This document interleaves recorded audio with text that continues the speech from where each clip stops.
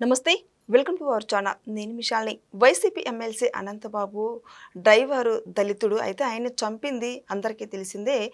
ఆయన విషయంలో ఈ కేసుకు సంబంధించి అనేక విషయాలు అయితే వెలుగులోకి వస్తాయి. ముఖ్యంగా అనంతబాబు పాత్ర ఉంది, వాళ్ళ భార్య పాత్ర కూడా ఉందని మనకు వస్తున్న వార్తలు అయితే దీనిపైన పూర్తిగా విశ్లేషించడానికి మనతో పాటు స్టూడియోలో ఉన్నారు senior journalist doctor Kanakadurga Vadlamani గారు ఉన్నారు. వారిని అడిగే విషయాలను తెలుసుకునే ప్రయత్నం చేద్దాం. నమస్కారం మేడం. నమస్తే మేడం, ఇది జరిగి చాలా సంవత్సరాలు అయింది.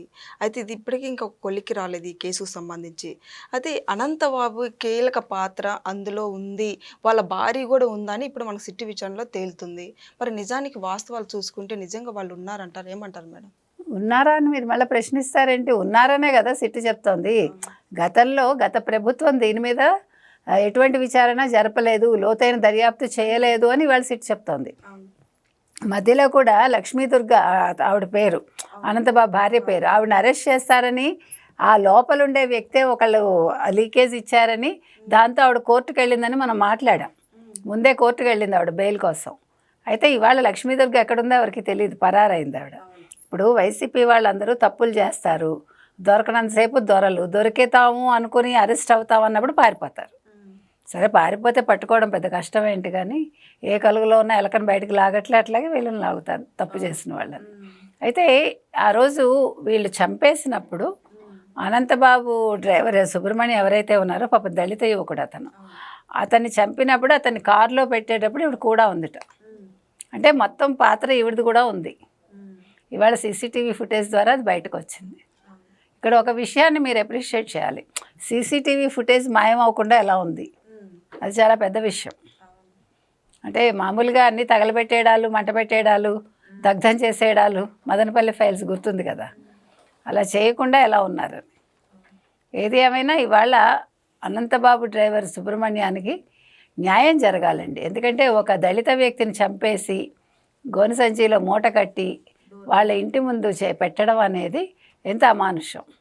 ఇంకా అతన్ని పెట్టుకుని మీకు గుర్తుంటే కనుకైతే ఎన్నికల ముందు ప్రచారంలో ఎమ్మెల్సీ అనంతబాబు పక్కన జగన్ గారు నిల్చుని అతని తరఫున ప్రచారం చేయడం మీరు మర్చిపోయారేమో. అంటే ఎవడు తప్పులు చేసినా, ఎవడు హత్యలు చేసినా, ఎవడు బూతులు మాట్లాడినా వాళ్ళ పక్కన ఈయన ప్రత్యక్షం అవుతాడు జగన్మోహన్ రెడ్డి. మీకు నేనున్నాను సుమా అండగా, మీరు ఎంత తిడితే మీకు అంత పొజిషన్ ఇస్తా, అవును, మీరు ఎన్ని హత్యలు చేస్తే మిమ్మల్ని అంత ఎలివేట్ చేస్తానంటాడు.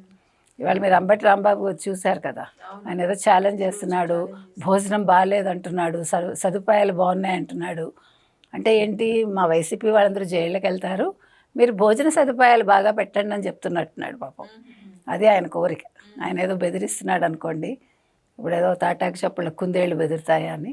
మొత్తానికి ఇవాళ అనంతబాబు విషయానికి వచ్చేసరికి ముఖ్యంగా డ్రైవర్ సుబ్రహ్మణ్యం ఎవరైతే ఉన్నారో చాలా బాధాకరం అండి. అతన్ని మొన్న ఎన్నికల్లో రానివ్వలేదు, ప్రచారానికి వస్తే కూడా ప్రజలు తరిమి కొట్టారు. అది రావాలి. అన్యాయంగా ఒక వ్యక్తిని హత్య చేసి మళ్ళీ వాళ్ళు అలాగే ఎలా రాగలిగారు, మళ్ళీ వాళ్ళ గ్రామానికి వచ్చి వాళ్ళందరినీ ఓట్లు అడగటం అనేది అంటే మానవత్వం లేదా వీళ్ళకి. సో ఏది ఏమని వాళ్ళ అనంతబాబు డ్రైవర్ హత్య కేసులో సిట్టు చాలా విషయాలు బయటకు తీస్తోంది. ముఖ్యంగా వైసీపీ హయాంలో దర్యాప్తు సరిగా కొనసాగలేదు, వాళ్ళు ఎక్కడికక్కడ అంటే దాన్ని తొక్కేయడానికి చూశారు, ఇది నిజాలు వెలుగులోకి రాకుండా ఉండటానికి చూశారు అనేది బయటకు వస్తుంది. కాబట్టి ఖచ్చితంగా లక్ష్మీదుర్గని కూడా అరెస్ట్ చేస్తారని తెలుస్తోంది.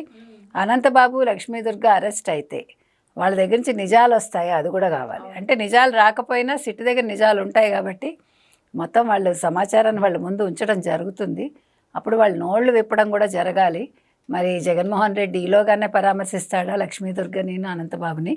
లేదు వాళ్ళు అరెస్ట్ అయ్యాక వెళ్తాడా? దళితులు కాబట్టి లేదు, దళితులు కాబట్టి ఎందుకులే, వీళ్ళేం పిన్నెల్లి బ్రదర్స్లా కాదు. ఇప్పుడు అంబటి రాంబాబు అంటే కాపు కార్డు తీసి ఏం చేశాడు, జైలుకి వెళ్ళి పరామర్శించలేదు, ఇంటికి వెళ్ళి వాళ్ళ కూతుళ్ళని పరామర్శించాడు. మరి ఇక్కడ ఏం చేస్తాడు అనేది వేచి చూడాలి. బాబు మరి ఎన్ని కేసులైనా పెట్టుకోండి, ఎన్ని రోజులైనా జైల్లో పెట్టుకోండి అని సవాల్ చేస్తున్నాడు కదా మేడం. మొన్నేమో నాకు ఆరోగ్యం బాగోదు, నేను కింద పడుకోలేను, లేకపోతే నిల్చోలేను, కూర్చోలేను అంటాడు. ఇవాళ మళ్ళీ మీరు కేసులు పెట్టుకోండి అని బెదిరిస్తాడు. మళ్ళీ అరెస్ట్ చేస్తే అమ్మో నాన్నో నన్ను పంపించేయండి, నన్ను జైలుకి పంపించకండి, నాకు బెయిల్ ఇవ్వండి అంటాడు. సో అందుకని ఇవి కూడా బెదిరింపులు, ఉత్తుత్తి బెదిరింపులు. అంటే చేతకాని వాడికి చేవ ఎక్కువ అని ఇట్లాగే ఉంటుంది అది. మేడం అంబటి రాంబాబు ఈరోజు బెయిల్ మీద బయటకు వచ్చిన సందర్భంలో అంబటి రాంబాబు కాన్వాయ్తో పోలీసులు ఇంటికి పంపించాలని చూస్తుంటే లేదు నేను నడుచుకుంటాను వెళ్తానని పోలీసుల మీద వాగ్వాదానికి దిగారు.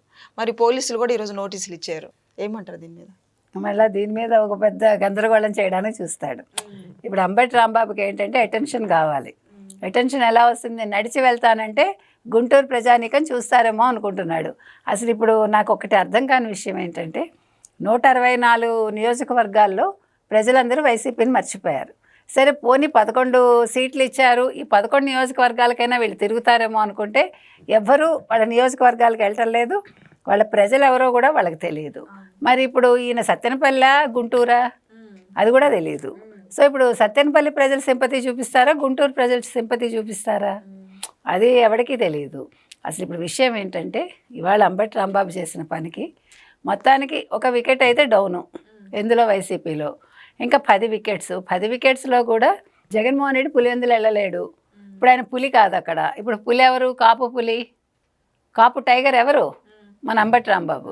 కాబట్టి అక్కడ ఆయన పులి కాదు. మరి పిల్లి వెళ్తుందా? పులివెందులు వెళ్ళలేదు. ఇట్లా ఒక్కొక్క వికెట్ డౌన్ చేసుకుంటున్నాడు ఎవరు? జగన్మోహన్ రెడ్డి.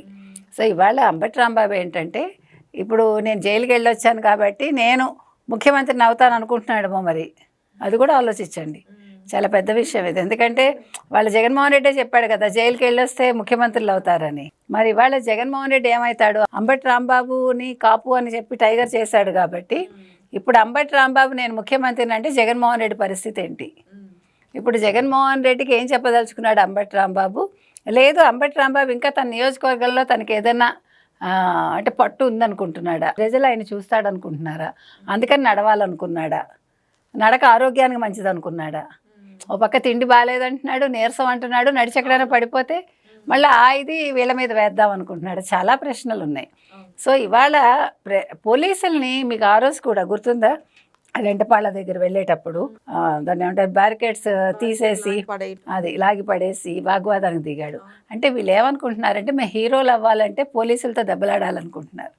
కానీ అర్థం కాదు ఏంటంటే పోలీసులతో పెట్టుకుంటే జైలు ఊచలు లెక్క పెట్టాలి, 4 గోడల మధ్య మగ్గాలు అనేది గుర్తుపెట్టుకోవాలి వీళ్ళందరూ వైసీపీ వాళ్ళు.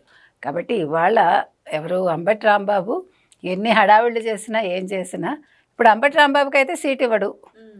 క్లారిటీ వచ్చిందిగా, వాళ్ళ అమ్మాయికే ఇస్తానంటున్నాడు.